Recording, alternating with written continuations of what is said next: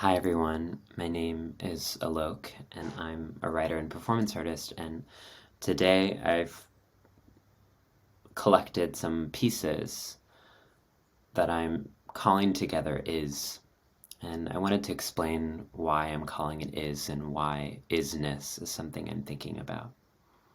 I think that we must naturalize what they politicize and politicize what they naturalize, meaning so much of the realm of politics right now is being tasked with proving what already is. Like it becomes a political statement to say that gender and sexual diversity exists, and in that way, existence is politicized. And there's a kind of violence when we politicize existence. It's funny to me that they see movement as a threat or as a form of disturbance, when in fact motion, I would argue, is the natural orientation of the universe. How dare they weaponize nature as a way to hold us still when I go outside and I consult the sun and it's moving. I go outside and I consult the wind and it's moving. I go outside and consult the rivers and they're moving. So then my job, I think, is to argue that we must suspend the imperative to prove what already is. And so in that way, I think is the most beautiful poem, because it's not about advancing an agenda or giving a political opinion. It's about noticing what already is. And notice, I think, is what we need more than ever right now. There's a deliberate and orchestrated attempt to not notice, to avert the gaze, to live in the world of fantasy that in so many ways is rendered more real than this reality. I think about how a few months ago in the United States, where I live, there were wildfires on the West Coast, and there were articles of people being unable to leave their homes that were about to be dispossessed by the flames because they were afraid of hypothetical people come and looting their property. And it made me so sad because in that was people thinking that property is more real than life. In that was people thinking that there were flames that were more real than physical flames. And it was a testament to the mode of politics we're in right now, where the tropes and the projections are more real than nature itself.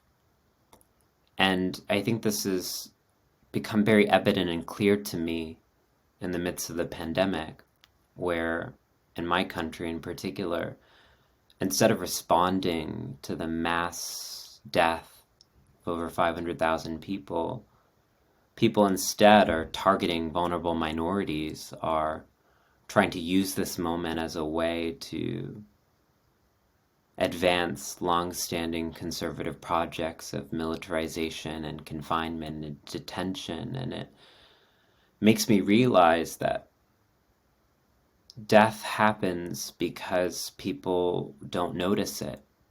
And so at the beginning of the pandemic, I started to think about, what if a poet is then a death doula, is someone who teaches people that dying is happening and that we have to recognize it, because the systems that be have naturalized it so much that we don't even grieve it.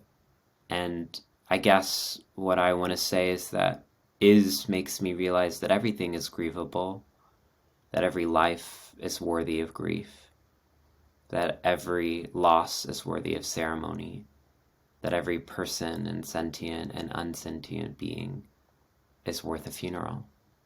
So this first poem is called "The People That I Love, They Are Dying."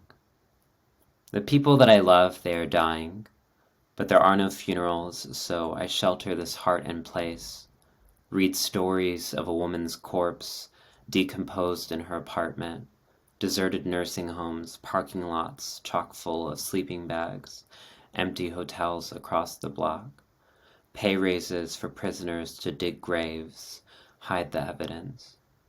The opposite of a eulogy is a presidential address. The test results are in. This is the crude calculus of a country that consecrates capital over compassion. I wonder, is grief possible in a language that sanctions someone to call 200,000 people dying a good job? In order to die, there has to be consensus that the body was once in fact alive. I wonder if these people that I love, if they were ever considered alive. Here, where worth is commensurate with work, policy is a sanitized death sentence, dignity is the antithesis of politics. Can we use the same tongue to mourn when they use it to murder? Can we use the same tongue to mourn when they use it to murder? A lot of my work grapples with who has the right to speak. Language has always been a political terrain.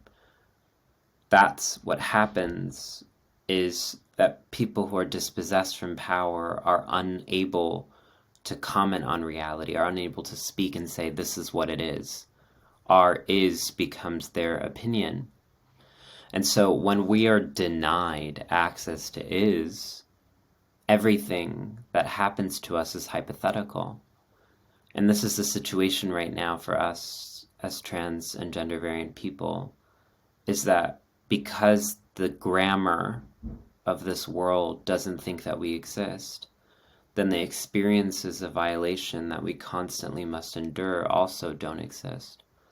And I think this poem is about what it means to not have the vocabulary yet to describe the violation one is enduring. Sticks and stones may break my bones, but words never hurt me. To the man who stopped in his tracks, turned around and walked up to me, saying, "You are disgusting." I ran down the stairs to the train to get away from you, but I met another man with a different word but the same stare, so I kept on running back to my childhood, where I learned that if you repeat a lie over and over again, at some point the familiarity makes you begin to think that it's true. Sticks and stones may break my bones, but words will never hurt me. Thank you, stranger on the street, for teaching me the difference between familiar and true. How foolish I was to think it was true. Your word versus my body. Your word versus my. Who wins? Sticks and stones may break my bones, but words will disappear them. Will make you believe it never happened. Will write a story about an incident on 14th Street that everyone saw and no one saw at the same time. What happened to him/her/them/it too ambitious? What was him/her/them/it? Why couldn't he have worn shorts instead? Why couldn't he have kept that at home? Why couldn't he have loved himself harder, believed in himself more, held his head high? Envy the stick, envy the stone, envy the proof. How can we win when they control the word? Too ambitious. How can we live when they control the word? Too ambitious. How can we exist when they control the word? In the US, but globally, we've seen a rise in anti-Asian sentiment with the mistaken conflation of this virus and an entire race, and the mistaken conflation of all Asian people as Chinese. At the beginning of the pandemic, someone was attacked near my hometown in Texas where I grew up. And I started to think about how Asianness is always positioned outside of the homeland. How the very borders of the home require Asianness to be a perpetual foreign. And I wrote this poem to think about what would it mean if we understood Asianness as belonging here, as being worthy of is.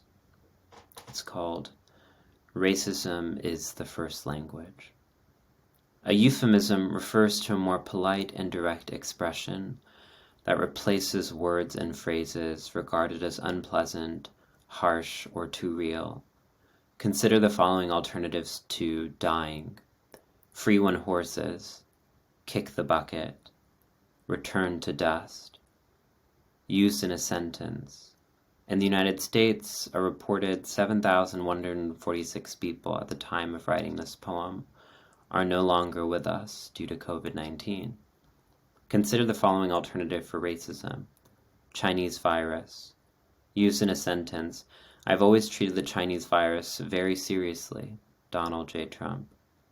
With the recognition that being alive and Asian American increasingly constitutes a lethal condition, I wonder if it's time to consider the malignancy of politeness, the savagery of the civilized, how euphemism can act as its own euthanasia. There are no painless deaths. They're just the ones we do not name to avoid the pain, and the pain we do not name to avoid the deaths. On March 14th, Bobby Kungnung and his Burmese family went to a Sam's Club in Midland, Texas to purchase some bread. Jose Gomez, 19, stabbed him and his 2 children because he thought the family was infecting people with the coronavirus. I scoured the internet looking for the names of these children to no avail, but I learned that Burmese children's names typically reflect the day that they were born, a cultural practice rooted in the idea that human destiny is connected to the stars. So I went outside and I apologized to them, the stars, but I'm sorry it just felt stale, like a euphemism for something else, more honest, more just than this. In the duration it took to write this poem, 3 more people died. I think about that, the metrics of death making, how every second is one of incredible loss, and how that loss is constitutive of is. So this next poem is about being able to grapple with the kind of sadness that we constantly need to sequester to being the result of an exception. Why are you sad becomes a way of saying one must only be sad if there's a tragedy. But what if the existence itself is tragic? What if living is the heartbreak? It's called My Grandfather's Broken Heart. My grandfather does not talk much, never has. He drank, he cursed, he paced. In other words, the fist, the throat, the foot, these are all places we go when we want to avoid the tongue. When I am home with him, by which I mean when I am with him, home, we go for walks. Maybe it's the reflective eyes of strangers, lighthouses for lost ships navigating the street, or the road with no ending or beginning, or the wind whose sole purpose it is to make us move. Maybe it's all of it or none of it, but for whatever reason, walking next to each other invites speech in a way that a table never could. This is a pose I've come to recognize as love, separate but together. It lives there in the but, the pivot, the paradox, the poetry. The West is enamored with eye contact, isn't it? Face your fears, love at first sight. But what I do not see, I still feel. But what I do not see, I still feel. When Mom calls me to be there, I take a subway, plane, car, come to her home, and we both sit in different rooms, and I feel her there. I feel here there, almost like I never left. Car, plane, subway, home. I am walking with my grandfather and his broken heart we carry between us like a stubborn dog on a leash. He tells me that more than anything he wants to die. At first I do not say anything, but then I remember where we are. But then I remember what we are doing. I understand. I wonder if part of the intimacy of walking next, not facing forward, is that you don't have to see each other cry. I wonder if love is not just about being seen, but also about withholding sight. I wonder when he dies if I will cry, or if I will go outside, take a walk instead. Now, it's my final poem, and I was thinking a lot about homeland in this one. So much of what it means to be queer is to live in the places that people have marked as inhabitable, and to live in the places that people have marked for death, and to insist that there's something worthy of life in their death. That's especially the case around shame. What is shame but a form of living death? And what do queer people do but reimagine and redeploy shame to another end? And so the way I started to think about this was your wound is my garden, meaning the places that you see as lacking and as broken and as unredeemable, I actually understand to be teeming with life if you just notice what is. I'm not interested in legitimacy. Legitimacy is a circus that requires me to convince others of what already is. I have more important things to do with my time. Does the ground have to authenticate itself to the feet?